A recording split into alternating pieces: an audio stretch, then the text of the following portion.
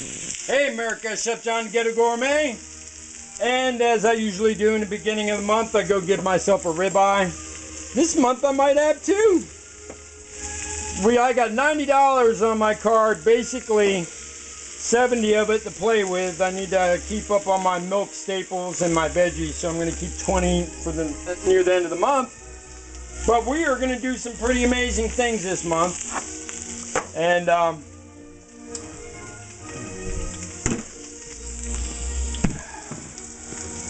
so this is one of my, I'm eating the whole thing too. Oh, getting caboodle. Little Cajun. I'm going kind of simple with this one. I had too much spicy food yesterday. So, and here's my vanilla. Yeah, baby.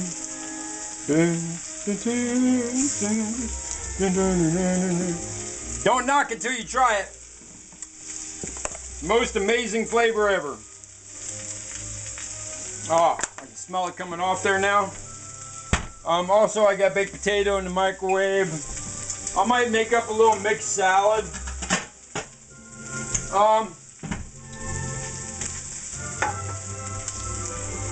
You know, somebody made a comment on one of my videos about when I was talking about what we can all do America to help people who are homeless and addicts. Well, I wrote Peace Up Dragon for all them cats who are going to be in jails, institution, or death.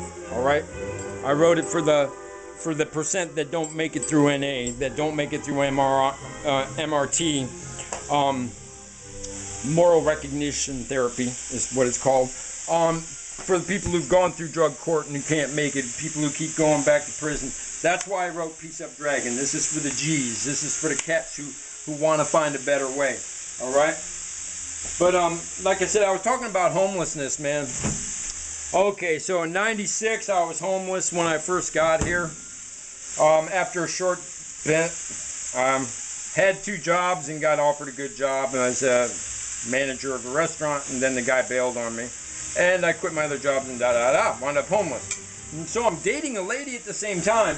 Now, being homeless with a lady who has 3 kids who are all in elementary school.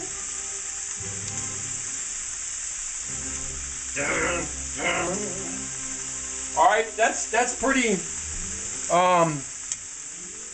First, you deal with the kids. Now, homeless when you got 3 kids means that somebody somewhere is going to let you stay there. So her boss let her stay at our house, her sister-in-law. But really, the job was that even though she had a job, we could never get enough money together for the initial down payment of over $1,000 to get into an apartment. I mean, what are you going to do? You know, we had enough money to take care of the kids and make sure there was gas in my motorcycle. Yeah, I had to ferry 3 kids back and forth to school on my motorcycle. 2 at once, you know what I mean? And one in front of me, one in behind. Both armed helmets, of course. It's safe. I'm a good rider. I'm a very safe rider. God, that smells so good. I can smell the vanilla coming at me. It has this wonderful bitter. So anyways, so man, we had to deal with the kids, and we had to, you know, we got a lot of help there. You get a lot of help when you got kids. But still, the basic fact was we were homeless. You know, we didn't have our own place. We didn't, you know, the kids didn't have a bedroom. We were often sleeping on people's floors, all in one room, you know. And yeah, we were blessed to get that help. All right, so I've gone through that part. And getting out of that, well, we wound up breaking up, which is no big deal. She's still a friend of mine. And she found a man. We're in Poorville out here in Springfield, Oregon. She found a man who had enough money to give her a home and all that. And she loved him. And they got married, and it worked out. It was great. But that was, you know, now I've been homeless as a man living in the Mission. And the Mission is a bunch of cats, man. It's stagnation at the Mission. I mean, I'm hoping that they're starting to open up more programs. But basically, the Mission, they want to feed you. They want to gospel you. And then that's it. and bed you, which is great. It's beautiful if you got no place to be, right? Because I've been in a situation where I got no place to be. And I moved back from the coast, and I stayed at the mission until I got a job. And well, at first I kind of go back and forth, and I'd be out on the streets, and I kind of miss a few days. And I had unemployment money coming in, so I had like $70 a week. And yeah, I'd go, you know, get stupid sometimes. I was still, I'm an addict in recovery now, but I was an addict back then, you know. And when you're out, as I told Mayor Kitty Piercy and the reporter who did, oh, I want some of that on here, who did a story on me and a memorial. And Kitty Piercy is the mayor of Eugene, Oregon, and this is what was in the front page. I put up a memorial for all alcohol, drug, and homeless-related deaths. There are 63 names on that board. Over the course of 10 years, we've lost about 1,000 people here, which is about 1% of the, you know, or 0.5% of the population, 1%. I was talking to Mark Harris, and he goes, that's acceptable losses to the establishment that be. It's not acceptable to me. I know it's not acceptable to the people who are out there dying, and to the people who love them, unacceptable. So yeah, man, when you leave the house or you leave the mission and you go out for a day or two and you get high, and, you know, and you stop looking for a job, and then all of a sudden you're 4 days behind, and then you feel shame, and you're like, dang, why did I do that to myself? And then you go and do it again, because when you're high, you're not homeless. Okay, this is exactly what I said to Mayor Piercy and to the reporter, because when you're high, you're not homeless, you're just high. Okay, you've broken from reality, you've broken from where you want to try to go, and you know, you fall deeper into that pit of addiction. Now, there's being high and getting high, and then there's addiction. Addiction raises from something emotionally that broke along the way while you're using, and you start finding yourself in there. I had to work hard to become a meth addict. I really did. I had to work even harder to get out of it. But I guess if I wanted to show people the way, I had to understand where they were coming from. To say I did it on purpose, not necessarily, but to say I did it with forethought, yeah. And understanding what my final path would be, and that my goal always was to, even when I was using, I wasn't a thief. I was, you know how you become king of the hood? One, you're the one man that everybody can come talk to.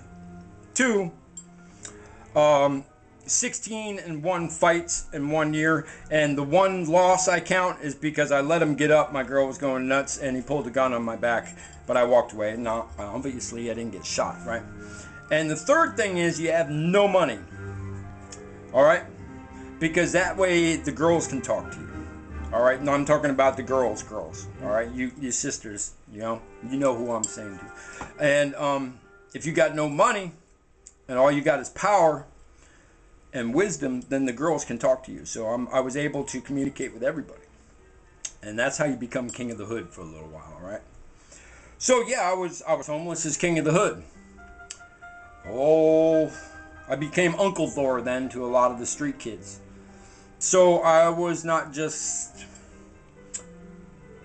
Thor. I was not just a running the street addict. I was something else. I was always something else. When everybody went in the back room to get high, I was the one who stayed in the front room and played with the kid, because that was right. You know, because kids want to play too. They don't understand why everybody's in the back room. They just know everybody's in the back room having a good time, and they're not. So so that's homeless is with family. I've been homeless with a girlfriend. I've been homeless with a truck, working. I'm lucky that I have skills. I'm lucky that I'm educated. I'm lucky that I'm an intelligent man. I'm lucky that I never give up. okay? Because that's what it takes to get out of it, is never giving up. But as I said in my last one, we need somebody else who's not going to give up on us. And that's more than God, because those of us who are believers know that God never gives up on us. Even though we feel like it sometimes. I did, many times. But we need somebody else. We need the whole community. It's a community problem. There's no reason. There's no reason that 1% of an entire city should die over the course of 10 years. That's just, or a 0.5% of a city. This entire town.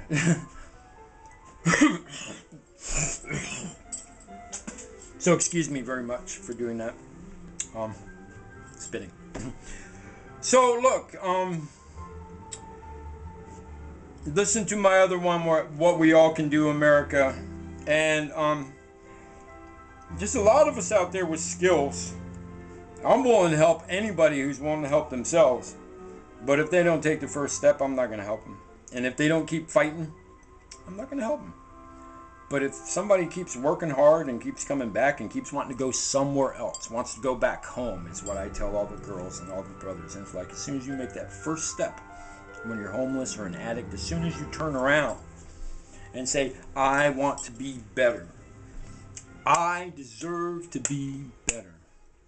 And you let go of that shame and guilt. Because no matter what, even if you're getting high, even if you're still screwing up, even if you're still homeless and you're still suffering, you're learning now. You're going in the right direction. I'm saying that to the people who are out there. So this is going to take some of you people with laptops to walk outside or your smartphones and maybe show this to somebody. And then maybe take them to dinner. Because sometimes a brother just wants a cheeseburger. You're not going to be able to afford a ribeye steak, but sometimes you can just hand out a cheeseburger and that moment where somebody gets a cheeseburger and they ain't had one for a week, because when you're homeless, you don't get too many cheeseburgers. You really don't. You really don't. So a cheeseburger can make a big difference, man. So does $1 or $2. Sometimes, you give somebody $5 and you're like, maybe they're going to go drink with it, and that's what they're going to do, Maybe they're going to buy food. So, I'm trying to give you a little idea about where I've been. And we're going to talk more about this when I'm not sitting here looking at my dinner get cold. Alright? Chef John, the Ghetto Gourmet. I've seen a lot. I've been through a lot. I want to share it with you so maybe you can share it with others. And we can find a way to end all these things that are going on in our community. Keep listening. I got ideas. I got a good friend. Peace up. Thor.